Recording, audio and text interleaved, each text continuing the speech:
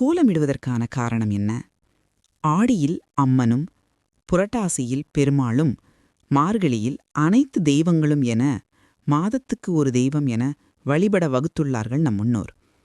ஏனெனில் ஆடியில் பலமுள்ள காற்று வீசும். அப்படி வீசும் காற்று விஷக்காற்று என்பதால் மக்கள் தங்கள் வீடுகளை விட்டு வெளியே வந்து அம்மன் கோயில்களிலுள்ள கிருமிநாசினியான வேப்பிலையின் மணத்தை சுவாசிக்கும்போது விஷக்காற்று முறியடிக்கப்படுவதுடன் இயற்கையான ஆக்சிஜனும் கிடைக்கிறது. இதே புரட்டாசி மழைக்காலம் என்பதால் மக்கள் தங்கள் வீடுகளிலேயே அப்போது கிடைக்கும் சத்து மிகுந்த காய்கறிகளை படைத்து பெருமாளை வழிபடுகிறார்கள். இம்மாதத்தில் காய்கறிகளின் சத்தும் துளசி தீர்த்தமும் நம் உடலுக்கு தேவையான ஆரோக்கியத்தை தருகிறது. இதேபோல் மார்கழி மாதத்தின் அதிகாலையில் ஓசோன் படலம் வழி ஆரோக்கியமான உடல்நலனை தரும் காற்று அதிகம் பூமியில் இறங்கும். இது நம் வியாதிகளை கட்டுப்படுத்தும் என்பதால்தான் மார்கழி அதிகாலையில் பெண்கள் எழுந்து சாணம் தெளித்து கோலமிட வேண்டும் என முன்னோர்கள் கூறினர்.